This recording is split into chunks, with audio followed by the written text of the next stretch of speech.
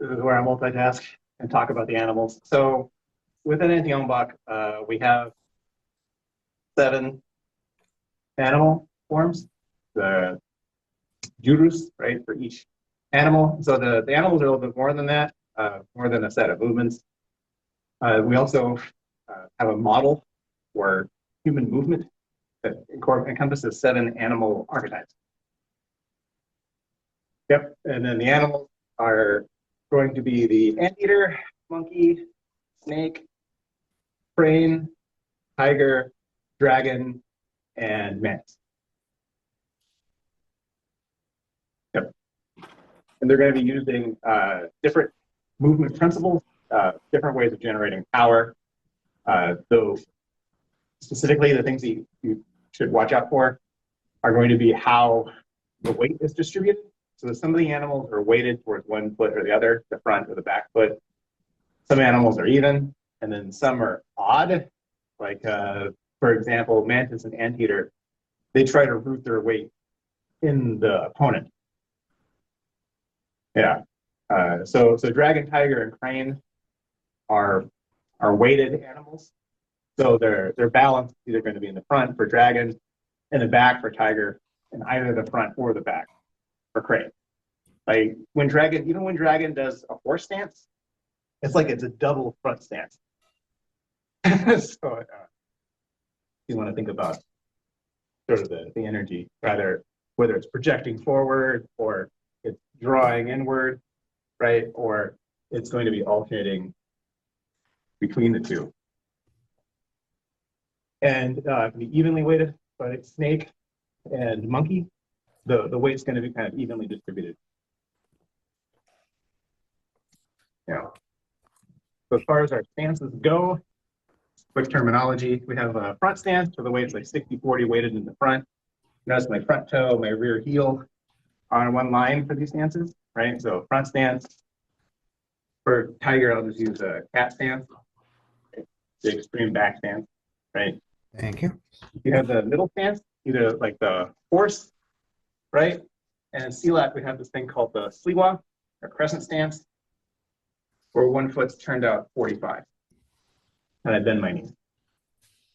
So it's not all the way out, right? And it's not all the way out. That's side stance, a different stance. But it's going to be tilted out, 45 degrees. I may go over a little bit of the groundwork because the animals have, each animal has groundwork. So if you're familiar with Silat Harimau, right, some of the tiger style, where people like they see any Silat groundwork and say, oh, that's Harimau. So, and here I'm stretching while I'm doing the stance. The groundwork in Silat is basic and fundamental, but I think some people, they emphasize it with tiger. And in the Ombak, we have multiple phases of development. The first are the basic phase. And then from there, you graduate to the animals, and then elements, earth, wind, water, fire, and the human phase, which is sort of our highest phase of development.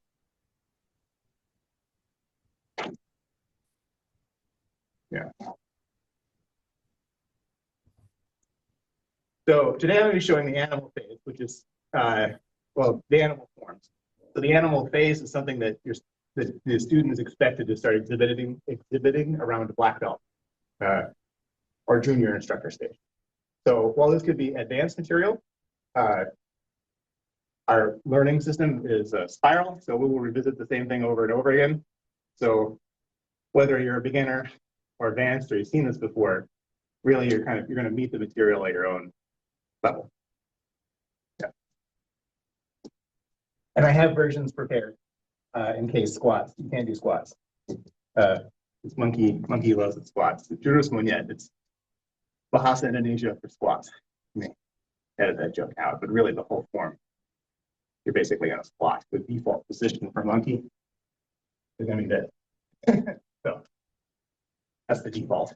So no matter what you do, there's going to be a squat involved. Yeah, the squatting position is called Dodo. N-D-O-D-O. Dodo. We're gonna be like that guy from Bloodsport. Yeah, Yeah, no, I love that. They have like the shallow animals. Yeah. So whether or not the animals in Etionnebach are related to the shallow animals, I don't know. I know that some of our animals look suspiciously similar, but if it was stolen a while ago. And the thing that makes a Silat is its modularity. So each section for the animals is going to fit into the rest of the system because it's going to use the same stances, the same footwork, the same strikes, the same blocks, and the same kinds of techniques, specifically the principles. So we have 7 principles of techniques, which include things like push and pull, circling, shifting, I don't know, shifting center, uh, borrow balance, right? Rolling, leverage, and folding. I'll show them with other people. I'll use Dr. Sobel if you don't mind. Can you come over here? Arrange the camera. So the way the principles work. All right. So basically, leverage is you're going to take a joint that folds and you're going to straighten it. Folding, you're going to fold the joint, right? Okay. Push and pull. There's a pull, right? And a push. Circling, you're just going to move them in a circle. The circle can be vertical or it can be horizontal, right? Borrow balance is where I would fall if they were not supporting me. So move out of the way, right? So that's basically borrow balance. Grab my wrist. Shifting center is where I shift their center.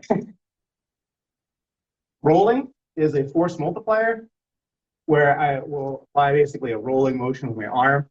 So if he resists, right, I apply this rolling motion. And then it does a little bit more. Okay. Okay. You feel it? Absolutely. So rolling and shifting center can be applied to really any technique as force multipliers and as an idea.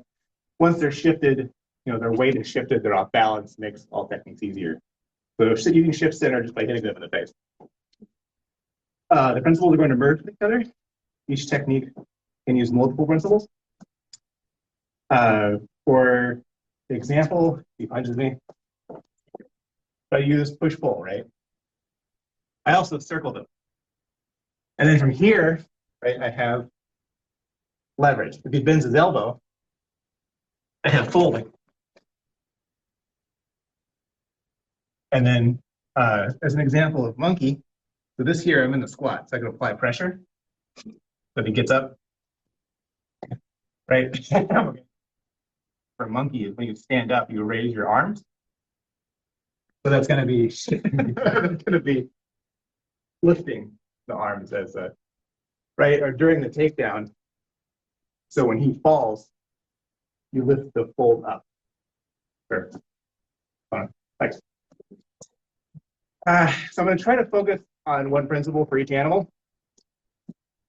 And then for each animal, I'm going to show a few movements from the form. And I'm going to show some techniques. We're going to try to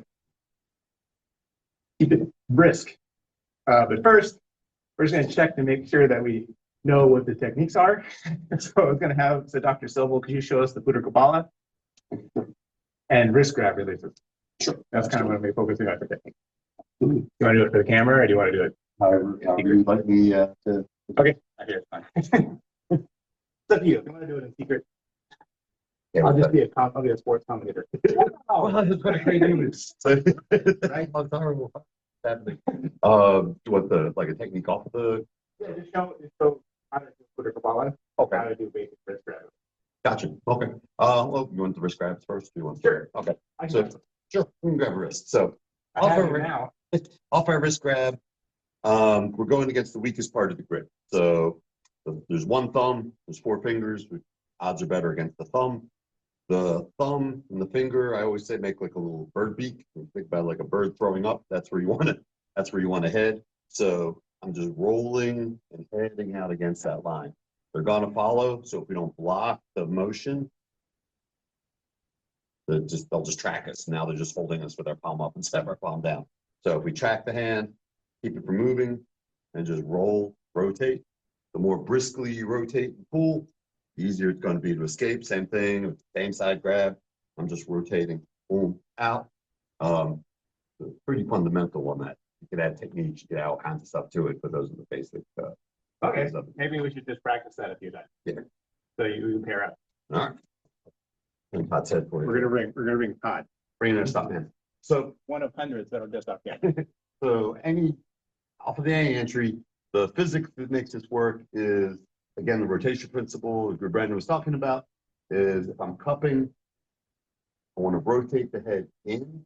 I want to bring it to my body. It's very hard. I play with a lot of jiu-jitsu guys, big, thick neck, no neck guys. And when you start leveraging out here, they can fight through, and it's a battle of your deltoids against their neck. So I'm bringing in to my center, bringing his head to my hip. Same time, I'm bringing the arm up, head down. Get a lot of leverage right there. I have the option of smashing him into the hip. I have the option of passing him through, throwing him to the floor. I have the option of passing him through and coming up, be behind for take down, take things that way. So the rotation, or once I'm in on the shot, shifting the arms. So it could be the hands, it could be the elbows, it could be the shoulder. Doesn't really matter. The tighter I'm in, the better. You lock the head, now it becomes a break versus the throw. Elbows, boom, shot coming through, passing through. But that circling motion, you want the counter force. If I just grab his head and I'm just wrestling with his head, not so much. I'm grabbing his arm and just trying to manipulate his arm.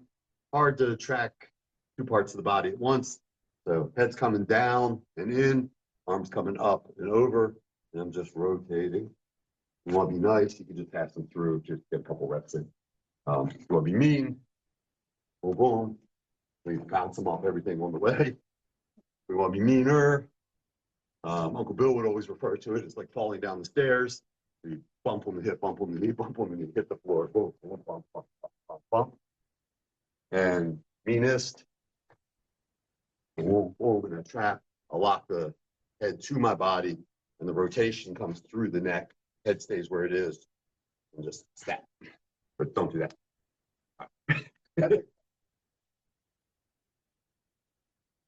So, yeah, great minds. But as long as you have like the basic setup, you need this, basic phase, right? Fundamental phase. And then and no matter what level you're at, you're always going to return to those same core principles. And the way the animals work is it's basically traditional vocabulary. Typically, we have different rules. One of them is to escape an advantageous angle. But the second one, we're going to try to protect our vital areas.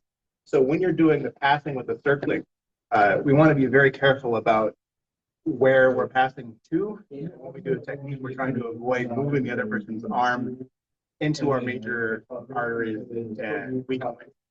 We basically try to assume the person is armed. But in this seminar, we're going to be focusing on the techniques, but within Etienne-Bach, we're always going to try and keep weapons in our hand, right? To secure the weapon hand, to make sure that we're not passing it into our vital areas, and to preserve the option to escape.